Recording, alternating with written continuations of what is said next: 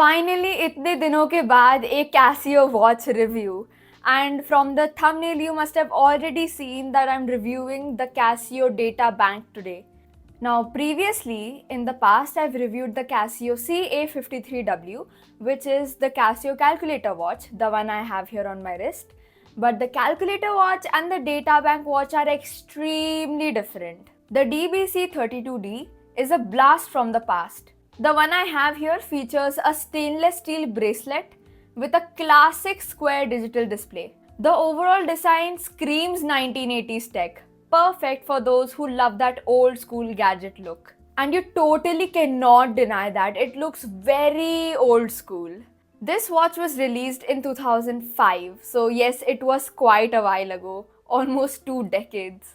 The time readout is bold and clear, with a clear indication of the month, date, day, and year. But when you look at the top right hand part of the display, you can see that sometimes it is not so clear. And that is because it is not a part of the LED display itself, but it is a part of the prints on the screen. And that is why it is only clearly visible when you look at it from right above. And if your light source is coming from a different angle, then it will cast a shadow, making it a little difficult to read. But the main feature, or should I say features of this watch, are the amount of complexities that it has. This watch is more than just something that you wear on your wrist. It's like a digital assistant. Pressing the bottom left button cycles through the functions and different modes of the watch. If you press it long enough, it will go into an auto cycle mode where it will cycle through the modes itself. So in the auto cycle mode, you saw that there were a lot of flashes on the main display itself, and those are the languages. This watch has 13 languages. That's right, 1-3. It has 13 languages, and basically if you choose a different language, you can see the day and the way you save the telephone contact in that language. The languages offered are English, Portuguese, Spanish, French, Dutch, Danish, German, Italian, Swedish, Polish, Romanian, Turkish, and Russian. Right after the main screen is the main feature of this watch, the data bank function. And just like the name suggests, this is a data bank watch, meaning it can store a lot of information.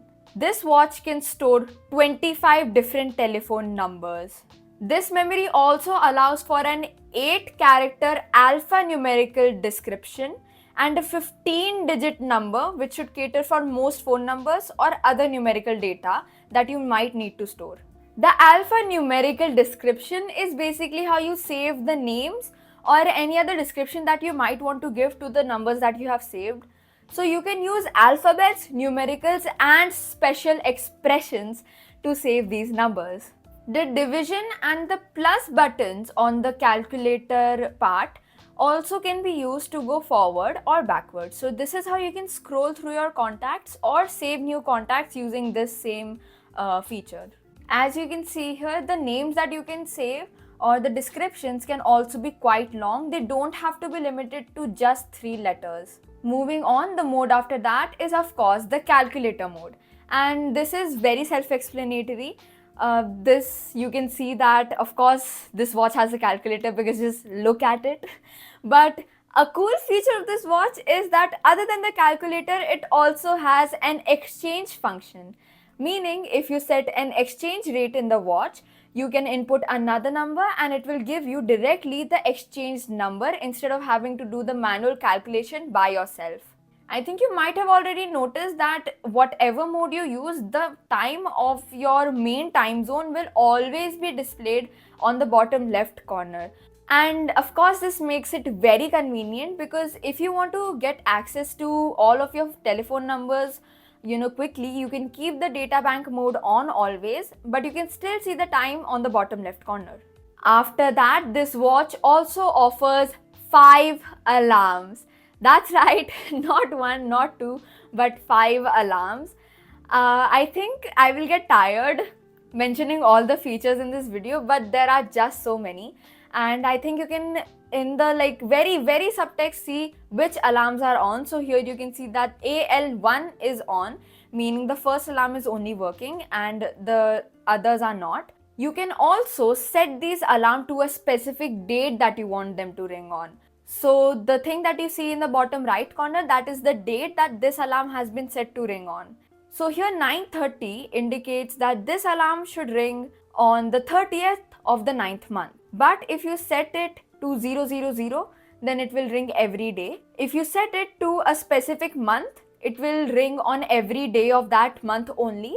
Or if you set it to a specific day, it will ring only on that day. So even with 5 alarms, you get even more functions. And this last screen that is displayed here is the hourly signal. If you turn this on, you can see the SIG written in the corner. And after that, we get to the stopwatch mode. These are very classic features of a digital watch. There is always an alarm, a snooze, an hourly chime, and a stopwatch. But here you get 5 alarms. But here with the stopwatch, you can also split the time.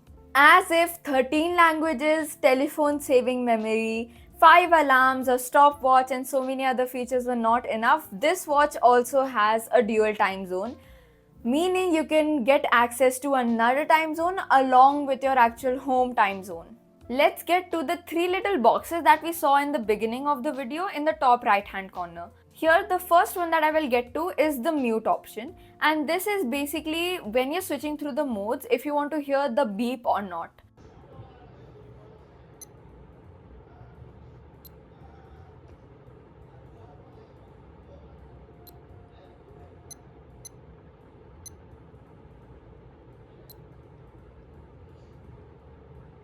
After that comes the auto light. This is a function where basically if your watch is kind of like this, I don't know how to explain it, but if you are seeing your watch like this, right, and if you put your arm down or something, it will automatically light up. Now the normal duration of this auto light is 1.5 seconds, but if you check the box under that, the 3 seconds box, your auto light will last for 3 seconds. Obviously this is not good for the battery of the watch, so this watch automatically turns the auto light off after a month of use. Talking about the battery life, on the display itself you can see that it says 10-year battery life. Now that is true, but only if you do not use any alarms, any light or anything, then you can maybe stretch it up to 10 years. But if you are using an alarm and the light constantly, it will still last up to 7 to 8.5 years, which is still very much value for money for the price that this is at. It has features that things like a smartwatch and smartphone do infinitely better, of course, but at the time this was a serious piece of tech with impressive functionality, and I feel like it still is. Like, what watch do you see that can offer these many functions? Of course there is the Casio Royale or the Casio World Time, but even that does not have the data bank function, though yes, it does have a lot of time zones. And one very underrated feature of this watch that many people might not realize is that setting the time is so easy on this watch because you have the keypad right there. So instead of cycling through and sitting there beeping again and again for the hours and the minutes to pass by, you can just type it in, and it's heavenly how easy it is to set the time. And I think it's already quite visible that this is a big watch. I mean, look at it. When you see it on my wrist, size 5.5 inches, it takes up my whole wrist.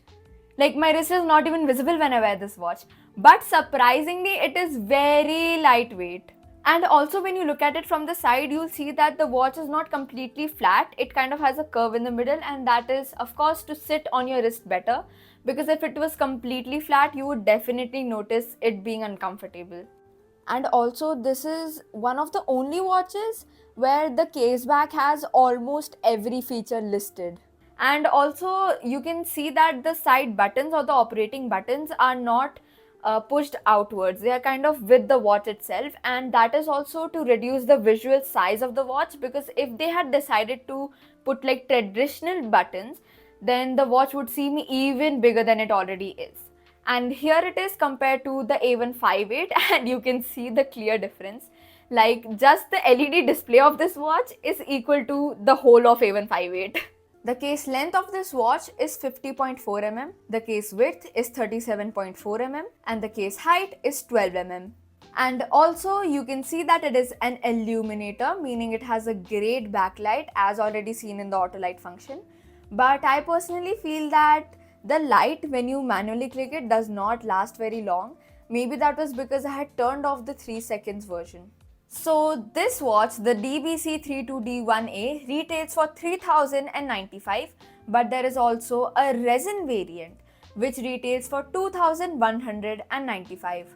If you do want a data bank watch but with a little bit of a different style that might not be as retro as this one is, you can go for the DBC611. So this watch obviously has a different display and also a different strap. The silver variant retails for 3995, whereas the gold variant retails for 7295.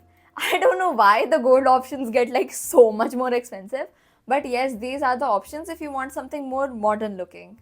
This watch is supposedly water resistant, but it does not say how much, and I feel like it'll be okay around small splashes here and there, but definitely not for showering or swimming because it just has so many buttons that I feel like water can definitely get into. Obviously, the keypad of the watch is quite small and it might take some time getting used to. Also, the keypad itself, like the numbers, they have bumps on it which help you operate. But to me, at first, it looked like they were sunk inwards instead of like outwards. I thought that was like a cool little thing that I noticed. Believe it or not, even though it was released in 2005, this is not the first data bank watch that Casio has released. In 1985, that's right, 1985, they released the first ever data bank watch, the DBC 600 and the DBC 600G. And even more fun color options came along in 2007 and 2008. The DBC32C1, the DBC32C2, DBC323B, DBC32C4, DBC32C8 and DBC32C9B. Look at these watches. Like the keypad and the case color don't even match. There is so many things going on. And why was I born so late? Because I literally would have saved so much money somehow just to get this. So while I was researching for this video, I fell down this rabbit hole of Casio's databank watches. And there is a whole sub-community under watch enthusiasts which is dedicated to find as many models of the data bank as possible. And the ones that I listed here are from this website. The link is in my description and I definitely recommend checking it out. It is just so cool if you're a watch enthusiast. You will find so many models and maybe you might even have something to contribute.